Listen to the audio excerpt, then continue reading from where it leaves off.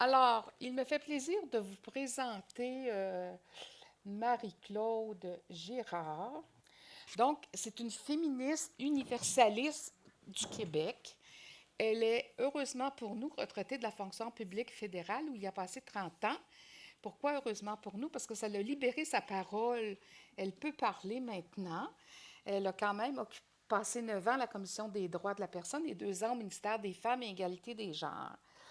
Euh, Elle a été membre de PDF Québec au conseil d'administration à une époque et elle est aujourd'hui membre du conseil d'administration de Rassemblement pour la laïcité.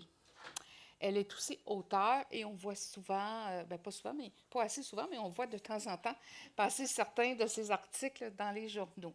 Aujourd'hui, elle nous brossera le portrait de la laïcité, état de la situation au Québec. Madame Girard, à vous la parole. Merci beaucoup. Merci au mouvement laïque québécois, plus particulièrement à, Faut je vraiment sais que tu pas, sois, faut que tu oui, sois proche. et plus particulièrement à Myriam Morissette pour l'invitation à cet important colloque sur la laïcité. C'est vraiment un plaisir pour moi d'être avec vous aujourd'hui. Alors, je vais voir. C'est ce que j'avais l'intention de faire, mais pour écourter ma présentation, je vais focuser surtout sur certains éléments du jugement de la Cour d'appel qui sont ce qui concerne le partage des compétences, le recours à la disposition de dérogation, les droits fondamentaux, l'égalité entre les sexes, qui est mon dada, et les droits des minorités linguistiques. Alors, je vais juste dire un mot, c'est là où je coupe le plus.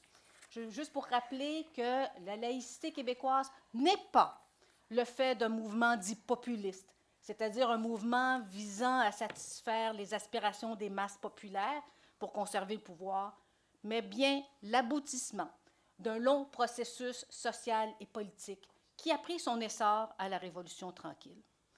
Là, je vais passer tout ce que je voulais dire, parce que les autres intervenants en ont déjà parlé. Mais ce que j'aimerais souligner, c'est que depuis la commission Bouchard-Taylor, sous l'influence de la société civile, la question de la laïcité s'est imposée dans chacune des campagnes électorales qui ont suivi. Depuis ce temps-là, il y a eu 7 projets de loi qui ont été déposés pour répondre à la volonté clairement exprimée des Québécoises et des Québécois pour une société plus laïque, mais seuls les projets de loi 62 sur les accommodements religieux et 21 ont été adoptés. Alors, n'empêche, aussitôt adoptée, la loi 21 qui interdit le port de signes religieux pour les représentants de l'État en position d'autorité se voit contestée, comme vous le savez, en Cour supérieure par plusieurs, dont nombre de lobbies religieux. Vous avez la liste, je ne la lirai pas, évidemment. Je vous laisse consulter. Fait rarissime, par contre. Des tiers partis demandent d'intervenir volontairement pour appuyer le procureur général afin de défendre la loi. Il s'agit, il faut le remercier, un grand merci, du mouvement laïque québécois, bien sûr, de Pour les droits des femmes du Québec et des libres penseurs athées. Le rapport est essentiel, car ils sont les seuls à répondre aux questions liées aux droits de la personne touchée par la loi 21, puisque le procureur fait valoir la clause dérogatoire pour éviter de débattre de ces questions. Alors, je suis rendue à l'autre page. Alors oui, le rapport est important. Mais la Cour supérieure rend son verdict en avril 21, mais ça n'a pas apaisé les esprits, au contraire. Le gouvernement annonce le jour même du jugement qui porte l'affaire en appel, suivi de près par PDF Québec puis le MLQ. Hormis English Montreal School Board, heureuse du jugement excluant les écoles anglophones de la portée de la loi 21, toutes les autres parties s'opposant à la loi sont déçues et portent également le jugement en appel. Alors, la Cour d'appel a rendu son verdict le 29 février dernier. On est bien content.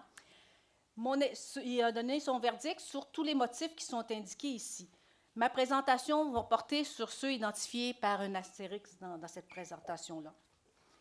Mais avant de débuter, j'aimerais souligner que la Cour a reconnu, dans sa présentation de la loi, que le principe de séparation de l'Église et de l'État est bien établi au Canada, tout comme l'obligation de neutralité religieuse de l'État, telle que définie par le décret de la Cour suprême MLQ contre Saguenay. Cette neutralité religieuse impose à l'État, ça c'est la Cour qui rappelle ça, cette neutralité religieuse impose à l'État le respect, en toute égalité, de la liberté de religion des individus, mais empêche en même temps l'État de se livrer à une pratique religieuse, d'adopter ou de favoriser une croyance, y compris par l'intermédiaire de ses représentants. Intéressant rappel, n'est-ce pas? Parce que, dans le fond, c'est la façon dont la Cour d'appel voyait la loi qui l'a cadrée dans son jugement. Alors, je voulais vous parler du partage des compétences législatives. Les opposants à la loi 21 alléguaient que cette dernière était inconstitutionnelle puisqu'elle revêt du champ de compétences fédérales du droit criminel. La Cour a réfuté leurs arguments. Je voulais parler de cette partie-là du jugement parce qu'elle est éclairante puisqu'elle démolit certains mythes véhiculés par les opposants de la loi 21 sur ses tenants et aboutissants. Ainsi, la Cour d'appel reconnaît le contexte distinctif de l'ordre juridique québécois à l'égard de la place de la religion dans la société, en affirmant que rien d'identique à l'évolution qu'a connue la société québécoise n'existe ailleurs au pays et que les résidents du Québec demeurent entièrement libres, en tout temps, d'afficher leurs convictions religieuses. La loi 21 instaure cependant, précise la Cour, un devoir de réserve pour les titulaires de certaines fonctions rattachées à l'État. La Cour estime qu'il s'agit là d'une approche différente de celle du reste du Canada, mais en termes de degré plutôt que de nature. Fait intéressant, la Cour salue l'effort rigoureux de calibrage des exigences de la loi 21 en fonction de chacune des institutions visées.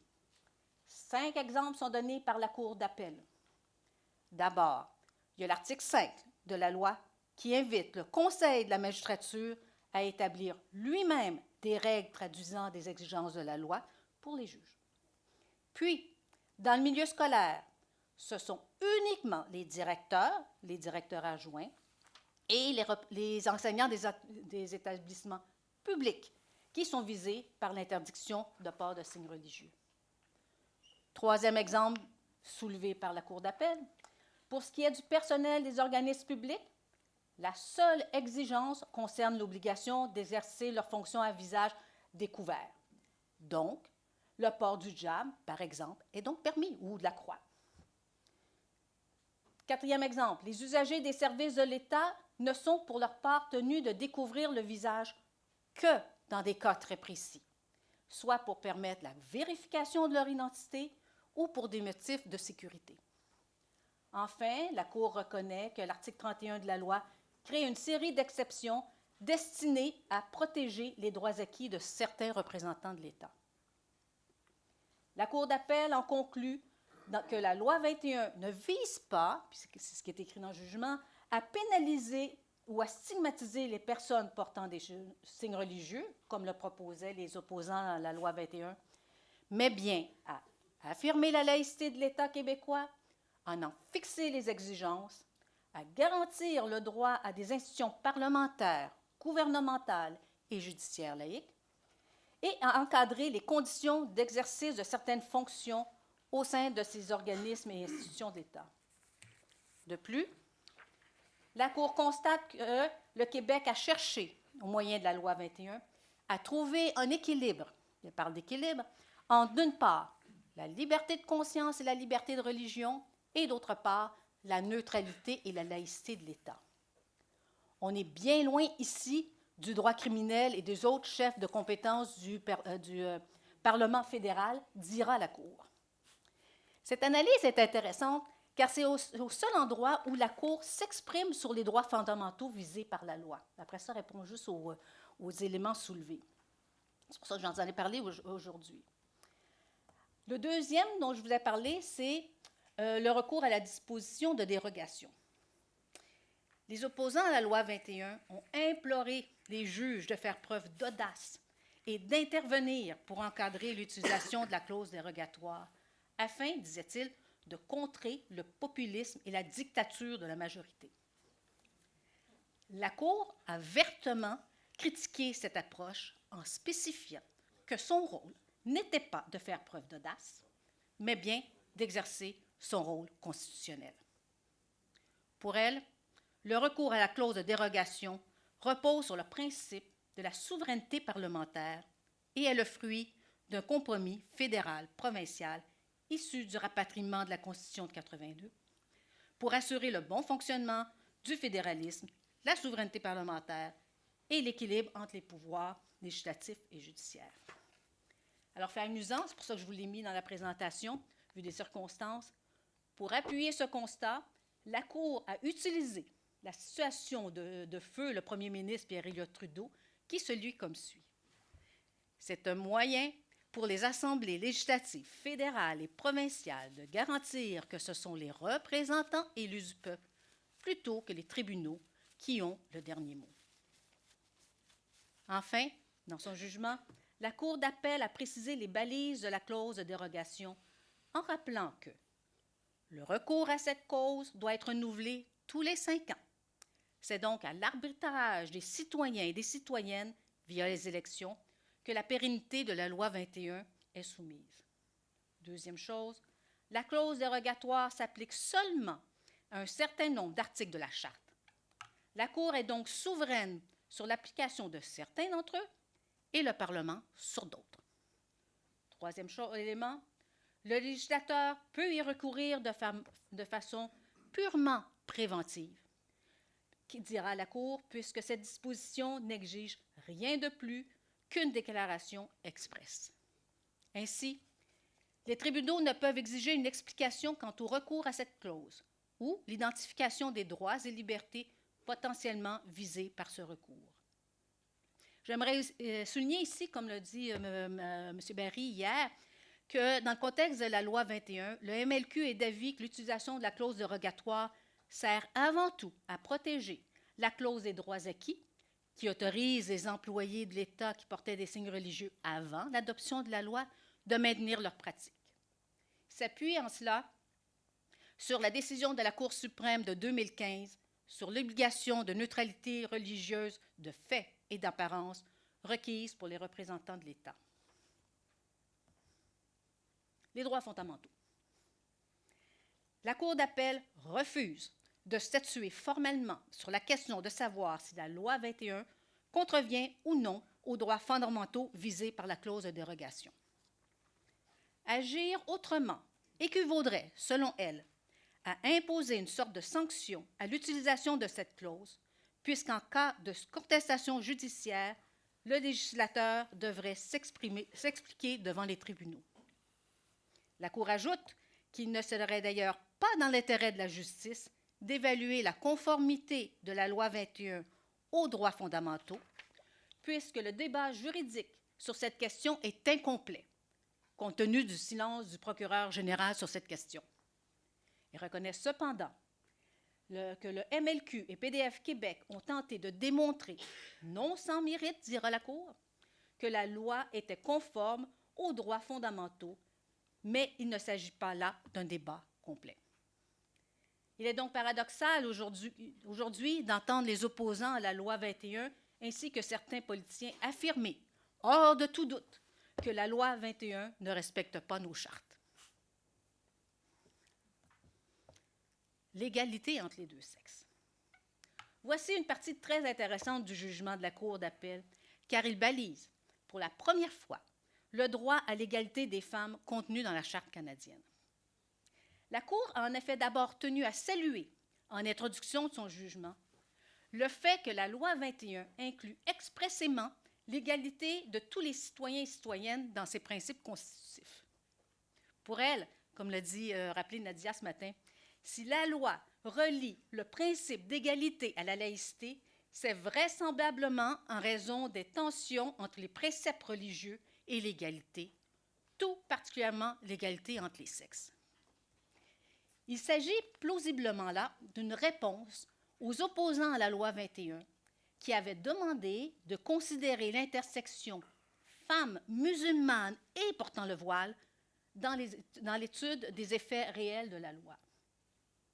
Soulignons que la loi 21 est neutre au niveau du sexe des représentants visés.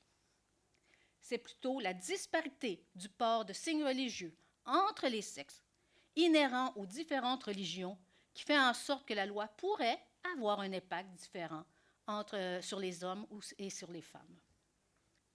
Quoi qu'il en soit, voici le libellé de l'article 28 de la Charte canadienne que les opposants à la loi 21 faisaient valoir pour demander l'abrogation des articles portant sur le port de signes religieux.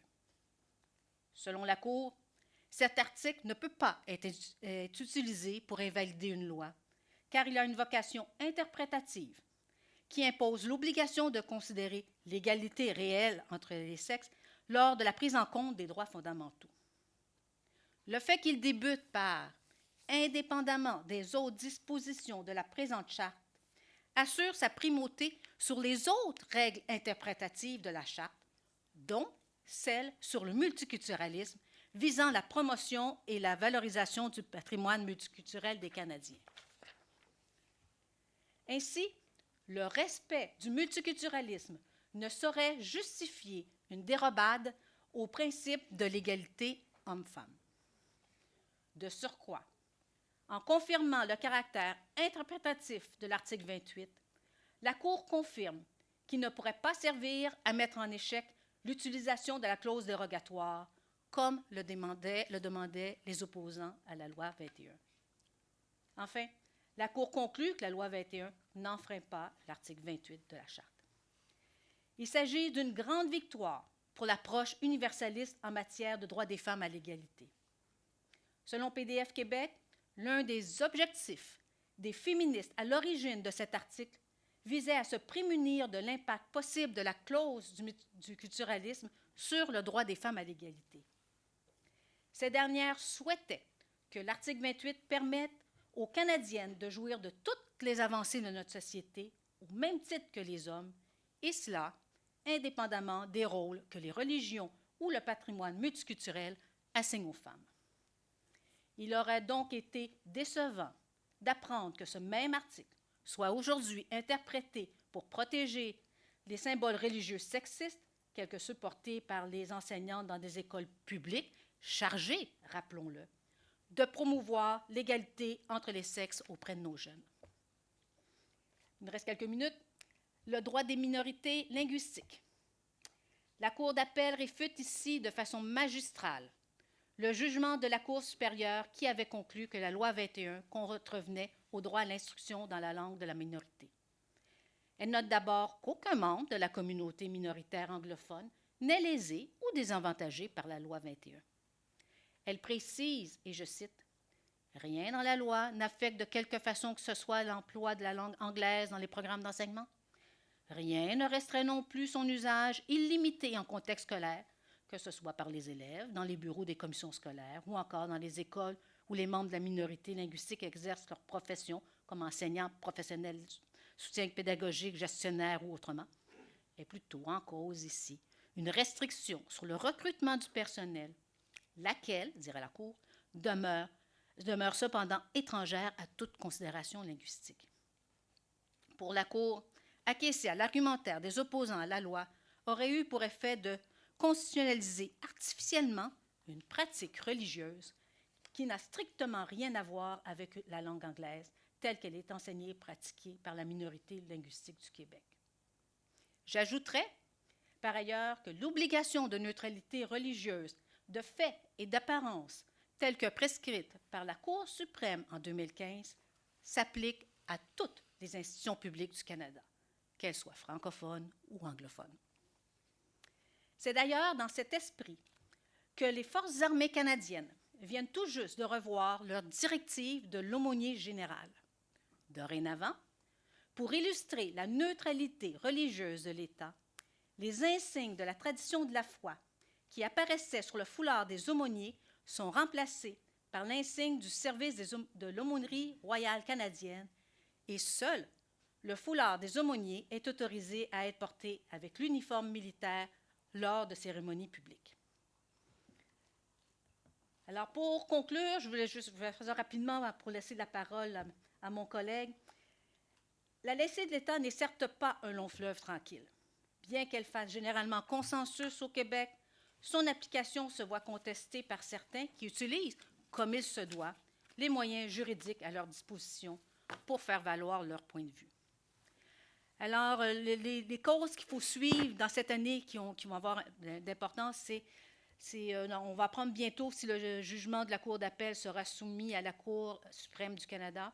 Ce que je trouve paradoxal dans ce dossier, c'est de voir le gouvernement libéral de Justin Trudeau insister pour réclamer un avis de la Cour suprême sur la loi 21, attendu que son propre gouvernement refuse de respecter les avis de cette même Cour quant à la neutralité religieuse des représentants de l'État. Il a en effet utilisé son privilège parlementaire à 2 reprises, soit en 2019 et en 2022, pour passer outre au jugement de la Cour suprême de 2015 et maintenir la prière à la Chambre des communes. Alors, ériger la liberté d'expression de la religion comme un droit absolu, ne pouvant souffrir d'aucune exception, comme semble souhaiter le gouvernement Trudeau, ne devrait pas prévaloir dans une société de droit, comme le Canada entend l'être. Enfin, il y a la cause, le Conseil de la magistrature. 5 ans après l'adoption de la loi 21, le Conseil de la magistrature n'a pas encore établi de règles traduisant les exigences de la laïcité de l'État auprès des juges, telles que l'exige la loi. Heureusement, Droit collectif Québec, dont Maître Côté va nous parler tantôt, et le MLQ sont là et utilisent le processus judiciaire, pour forcer le Conseil à se conformer à ces règles. Alors, c'est un dossier à suivre cette année qui est très intéressant parce que cette cause est importante car elle concerne le droit de toute personne au Québec de bénéficier d'institutions judiciaires laïques. Et enfin, parce que je vais laisser la parole, il y a la directive interdisant les lieux de prière dans les écoles publiques qui doit être entendue par la Cour supérieure et il n'y a pas encore de date qui a été déterminée, mais ça va être sûrement cette année. Merci.